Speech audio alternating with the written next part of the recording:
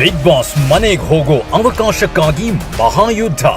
ಲಕ್ಷಾಂತರ ಜನ ಅಪ್ಲಿಕೇಶನ್ ಹಾಕಿದ್ದಾರೆ. ಚರಡಿ ಹಿಡಿದು 60 ಜನರನ್ನ ಈ ಅಗ್ನಿ ಪರೀಕ್ಷೆಗೆ ಕರ್ಕೊಂಡ್ ಬಂದಿದ್ದಾರೆ. ಸಾಗೋ ದಾರಿ ಲೀಥಲ್. ತಗಣಿ ಏನ್ ಫುಲ್ ಫೇಸ್ ಪ್ಯಾಕ್ ಹಾಕೋಬೇಕಾ? Selection brutal. ನಿಮ್ ವಿಲ್ ಪವರ್ ಇಲ್ಲ ಅಂತ ಆಯ್ತಲ್ಲ. ನಿಮ್ಮಂತವರೆಲ್ಲ ಬಿಗ್ ಬಾಸ್ ಮನೆ ಒಳಗಡೆ ಹೆಂಗ್ ಹೋಗ್ತೀರಾ? ನಾನೊಬ್ಬ Guinness world record holder. Big ಬಾಸ್ಗೋಸ್ಕರ ನೀವು ಇದನ್ನ ಡಿಸ್ಟ್ರಾಯ್ ಮಾಡಕ್ ಹಿಡಿದೀರಾ. ನೀವೇ ನಿಮ್ ತಲೆನ ಬೋಡಿಸ್ಕೊಳ್ಳಿ. ಸಂಗೀತ ಅವರು ನಿಮ್ ಕಂಡ್ರೆ ಇಷ್ಟ ಅಂತ ಹೇಳ್ಬೇಕು. ಯಾರನ್ನ ಇಂಪ್ರೆಸ್ ಮಾಡಕ್ ಬಂದಿಲ್ಲ, ನಾನು ಹಿಂಗೆ ಇರೋದು, ಹಿಂಗೆ ಹೋಗೋದು. ಆಗಲ್ಲ ಅಂದ್ರೆ ಹೋಗ್ತಾ ಇರೋ. ಗೈಸ್ ನಮಸ್ಕಾರ ಎಲ್ಲರಿಗೂ. ಇನ್ನೇನು ಸೀಸನ್ 12 ಬಿಗ್ ಬಾಸ್ ಮುಗೀತು. 13 ಇವಾಗ ಸ್ಟಾರ್ಟ್ ಆಗೈತೆ ಬಿಗ್ ಬಾಸ್. 13ನೇ ಬಿಗ್ ಬಾಸ್ ಸ್ಟಾರ್ಟ್ ಆಗ್ತಿದ್ದಂಗೆನೆ ಏನು ನಾರ್ಮಲ್ ಜನಗಳಿಗೆಲ್ಲ ಆಡಿಷನ್ಸ್ ಅಂತ ಕೇಳಿದ್ರು. ನಾನು ಅಪ್ಲಿಕೇಶನ್ ಹಾಕಿದೆ. ಅಪ್ಲಿಕೇಶನ್ ರಿಜೆಕ್ಟ್ ಆಗಿದೆ ಅಂದ್ಬಿಟ್ಟು ಮೇಲ್ ಬಂದಿತ್ತು. ಓಕೆ ಪರವಾಗಿಲ್ಲ, ನಾನೇನು ಅಷ್ಟು ಇನ್ನೇನು ಸಾಧನೆ ಮಾಡಿಲ್ಲ, ನಾನೇನು ಹೋಗ್ಬೇಕು ಅಂತ ನಾನು ಆಸೆ ಇರಲ್ಲ, ಸುಮ್ಮನೆ ಅಪ್ಲಿಕೇಶನ್ ಹಾಕೊಂಬಿಟ್ಟು ಹಾಕಿದ್ದೆ. ರಿಜೆಕ್ಟ್ ಮಾಡಿದ್ರು, ಓಕೆ ಪರವಾಗಿಲ್ಲ. ಆದರೆ ಇವರು ಇವಾಗ ಸೆಲೆಕ್ಟ್ ಮಾಡಿ ಎಷ್ಟೋ ಜನನ ಇದೆಷ್ಟೋ ಅಪ್ಲಿಕೇಶನ್ಗಳೆಲ್ಲ ಸೆಲೆಕ್ಟ್ ಮಾಡಿ ಇವಾಗ 60 ಜನನೋ ಫೈನಲ್ ಮಾಡಿ ಅಗ್ನಿ ಪರೀಕ್ಷೆ ಅಂದ್ಬಿಟ್ಟು ಸ್ಟಾರ್ಟ್ ಮಾಡ್ಕೊಂಡು ಅಗ್ನಿ ಪರೀಕ್ಷೆ ಕರ್ಕೊಂಡವ್ರು. ಇವಾಗ ಇವ್ರು ಮಾಡ್ತಿರೋ ಅಗ್ನಿ ಪರೀಕ್ಷೆ ಮಾಡ್ತವ್ರ ದೊಂಬರಾಟ ಮಾಡ್ತವ್ರ ನಮ್ಮ ತಾಯಣ್ಣ ಒಂದೂ ಗೊತ್ತಾಯ್ತಿಲ್ಲ. ಏನ್ಕಪ್ಪ ಅಂತ ಅಂದ್ರೆ ಅಗ್ನಿ ಪರೀಕ್ಷೆಗೆ ಅಂದ್ಬಿಟ್ಟು 60 ಜನ ಫೈನಲ್ ಮಾಡ್ಕೊಂಡು ಸೆಲೆಕ್ಟ್ ಮಾಡಿ ಕರ್ಕೊಂಡ್ಬಂದು ಬಿಟ್ಟವ್ರು ಇವಾಗ ದೊಂಬರಾಟ ಆಡಕ್ಕೆ. ಸರ್ಕಸ್ ಮಾಡೋದು ಸೇಮ್ ಸರ್ಕಸ್ ಇದ್ದಂಗೆ ಐತೆ ಅವ್ರ ಒಳಗಡೆಯಲ್ಲಿ. ಆ ಸರ್ಕಸ್ ಮಾಡಕ್ ಕರ್ಕೊಂಬಂದಿರೋ 60 ಜನದಲ್ಲಿ ಇವ್ರು ಕೊಡ್ತಿರೋ ಟಾಸ್ಕ್ಗಳೇನು ಅಂತಾನೆ ಒಂದು ಅರ್ಥ ಆಯ್ತಲ್ಲ. ಸಗಣಿ ತಗೊಂಡು ಮಕ್ಕು ಕೆರ್ಸ್ಕೊಳ್ಳೋದಂತೆ, ತಿನ್ನೋದಂತೆ. ಸಗಣಿ ಪದ್ಲಲ್ಲಿ ಎಲ್ಲರೂ ಹೋಗ್ಬಿಟ್ಟು ಕೋಳಿ ಕಸನೋ ಯೋಲೋ ತಗೊಂಡ್ಬಿಟ್ಟು ಪಿಟ್ಕೊಂಡಿಲ್ ತಂದು ಕೊಟ್ಬಿಟ್ಟಿರೋ, ಅದನ್ನೂ ತಿಂದ್ಬಿಟ್ಟಿರೋ ಒಳಗಡೆ. ಅವ್ರು ಏನ್ ಮಾಡ್ತಾರಂತ ದೇವರಾಣೆ ಒಂದೂ ಅರ್ಥ ಆಯ್ತಲ್ಲ ಗುರು. ಈ ಜನಗಳಿಗೂ ಕಾಮನ್ ಸೆನ್ಸ್ ಅನ್ನೋದೇ ಇಲ್ಲ. ಅಗ್ನಿ ಪರೀಕ್ಷೆ ಅಂದ್ರೆ ಇಷ್ಟು ವರ್ಷ 12 ಸೀಸನ್ ಇವಾಗ ಸಕ್ಸಸ್ಫುಲಿ ನಡ್ಸ್ಕೊಂಡ್ ಬಂದ್ರಲ್ವಾ. 12 ಸೀಸನ್ ಅಲ್ಲೂ ಇದೇ ತರ ಇವ್ರು ಮಾಡ್ಕೊಂಡ್ ಬಂದಿದ್ರು. ಏನಾದ್ರು ಇದೇ ತರ ಅಗ್ನಿ ಪರೀಕ್ಷೆ ಮಾಡಿದ್ರ? ಸಾಮಾನ್ಯ ಜನರಿಗೆ ಅವಕಾಶ ಕೊಡ್ತೀನಿ ಅಂತ ಹೇಳಿದ್ರು. ಅದ್ರಲ್ಲಿ ಬಂದಿರೋ 60 ಜನದಲ್ಲಿ ಎಷ್ಟು ಜನ ಸಾಮಾನ್ಯ ಜನರು ಅವರೊಳಗಡೆ?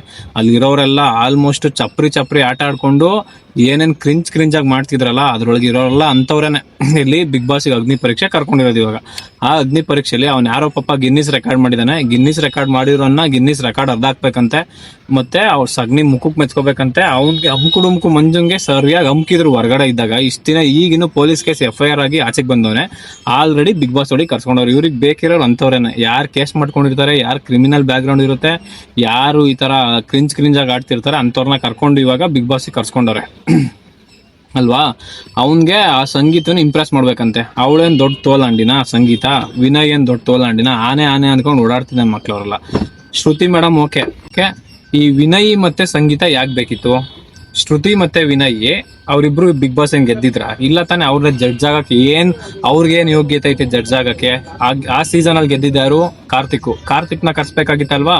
ವಿನಯ್ ಮತ್ತೆ ಸಂಗೀತ ಆಗ್ಬೇಕಾಗಿತ್ತು. ಶ್ರುತಿ ಮೇಡಮ್ ಓಕೆ, ಎಕ್ಸ್ಪೀರಿಯನ್ಸ್, ಅವ್ರು ಗೆದ್ದಿದ್ರು, ಅವರೆಲ್ಲ ಓಕೆ ಇರ್ಲಿ ಪರವಾಗಿಲ್ಲ. ಮತ್ತೆ ಈ ಅಂಕುಡುಂಕುಗೆ ಇದ್ ಮಾಡಕ್ ಹೇಳಿದ್ರಲ್ಲ, ಇಂಪ್ರೆಸ್ ಮಾಡುವಂತ. ಅವ್ನ್ ಸರ್ಗೆ ಉಗಿದ್ಬಿಟ್ಟು ಹೋದ. ನೀವೇನ್ ಅನ್ಕೋಬಿಡಿ ಅವ್ನು ಉಗಿದ್ಬಿಟ್ಟು ಹೋದ, ಇವ್ನ್ ಬೈಸ್ಕೊಂಡ್ರು, ಇವ್ರು ಹಂಗೆ ಹಿಂಗೆ ರೋಷ ಬಂತು ಅಂತ ಇಲ್ಲ. ಅದೆಲ್ಲ TRP ಗಿಮಿಕ್ಕು.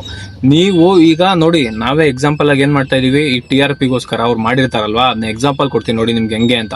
ಇವಾಗ ಅವ್ನು ಅಮ್ಕುಡುಮ್ಕು ಮಂಜ ಬೈದ್ಬಿಟ್ಟು ಹೋದ ಆಂಕರ್ಗುನು. ಅವ್ರು ಹೇಳ್ಬಿಟ್ಟು ನಾನು ಯಾರಿಗೂ ಇಂಪ್ರೆಸ್ ಮಾಡಕ್ ನಾನು ಬಂದಿಲ್ಲ, ನಾನು ಇರೋದೇ ಹೆಂಗೆ ಅಂತ ಹೇಳ್ಬಿಟ್ಟು ಹೋದ. ಅದು ನಮ್ಗೇನಾಯ್ತು, ಟ್ರಿಗರ್ ಆಯ್ತು.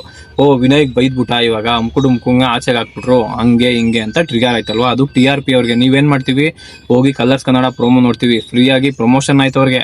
ಪ್ರಮೋಷನ್ ಜೊತೆಗೆ ಹೈಪ್ ಸಿಕ್ತು ಬಿಗ್ ಬಾಸ್ಗೆ. ಇನ್ನೂ ಸ್ಟಾರ್ಟೇ ಆಗಿಲ್ಲ. ಎಷ್ಟು ಹೈಪ್ ಸಿಗುತ್ತೆ ಹೇಳಿ? ಎಷ್ಟು ಜನ ನೋಡ್ತಿರ್ಲಿ, ಎಷ್ಟು ಜನ ಟ್ರಾಲ್ ಮಾಡ್ತೀವಿ, ಎಷ್ಟು ಜನ ಮೀಮ್ಸ್ ಮಾಡ್ತೀವಿ, ಎಷ್ಟು ಜನ ಟಾಪಿಕ್ ನಿಟ್ಕೊಂಡು ಮಾತಾಡ್ತೀವಿ, ಅದೆಲ್ಲ ಅವ್ರಿಗೆ ಪ್ಲಸ್ ಆಯ್ತು ಇವಾಗ ಅಲ್ವಾ. ಈ ರೀತಿ ಮಾಡ್ಕೊಂಡು ಅವರೆಲ್ಲ TRP ಗಿಮಿಕ್ಕು ಗುರು ಇದೆಲ್ಲ. ಆ ಗಂಗಾ ರಂಗ ಅಂತ ಒಬ್ರು ಅವರಲ್ಲ, ಆವಕ್ಕೂ ಕರ್ಸಿದ್ರು.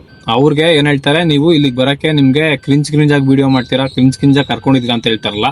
ಕ್ರಿಂಜ್ ಆಗಿ ವಿಡಿಯೋ ಮಾಡೋರ್ನ ಇವ್ರು ಏಂತಕ್ಕೆ ಅಗ್ನಿ ಪರೀಕ್ಷೆಗೆ ಸೆಲೆಕ್ಟ್ ಮಾಡಿದ್ರು? ಅಲ್ಲಿವರೆಗೂ ಯಾಕೆ ಕರ್ಕೊಂಬಂದ್ರು? ಕ್ಯಾಮ್ರಾ ಮುಂದೆ ಏನಕ್ಕೆ ತೋರಿಸ್ಬೇಕಾಗಿತ್ತು? ಈ ತರ 1000 ಜನ ಕ್ರಿಂಜ್ ವಿಡಿಯೋ ಮಾಡಿರೋಲ್ಲ ಇದಾರೆ ತಾನೆ, ಅವ್ರನ್ನೆಲ್ಲ ಏನಂತಕ್ಕೆ ಬಿಟ್ರು ಮತ್ತೆ ಇವಾಗ ಅವರು? ಅವ್ರನ್ನೆಲ್ಲ ಬಿಟ್ಟು ಇವ್ರನ್ನ ಏನಕ್ಕೆ? ಇವ್ರು ಕ್ರಿಂಜ್ ಆಗಿ ವಿಡಿಯೋ ಮಾಡ್ತಾರೆ, ಜನ ಇವ್ರು ನೋಡ್ತಾರೆ, ಎಂಟರ್ಟೈನ್ಮೆಂಟ್ ತಗೋದ್ರಿಂದ ಕರ್ಸವ್ರೆ.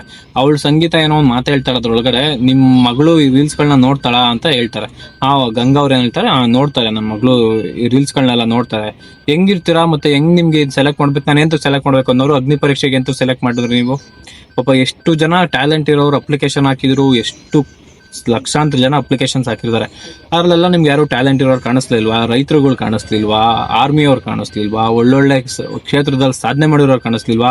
ಅವರೆಲ್ಲ ಸಾಮಾನ್ಯ ಜನಗಳಲ್ವಾ, ಅವರೆಲ್ಲ ಜನಗಳಿಗೆ ಗೊತ್ತಿಲ್ವಲ್ಲ, ಅಂಥವ್ರನ್ನ ಕರೆಸಿ ಹೈಪ್ ಕೊಡಿ, ಮಾಡಿಸಿ.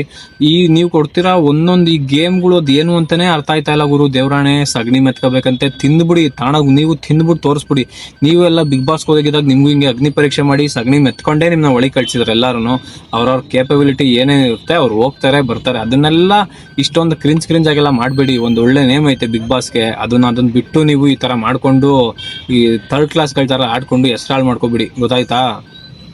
Thank you so much. ನೋಡಿ, ಪ್ರತಿಯೊಂದು ಇನ್ಮೇಲೆ ಬಿಗ್ ಬಾಸ್ ಅಪ್ಡೇಟ್ಗೋಸ್ಕರ ನನ್ನ ಈ ಯೂಟ್ಯೂಬ್ ಚಾನಲ್ನ ಫಾಲೋ ಮಾಡ್ಕೊಳ್ಳಿ.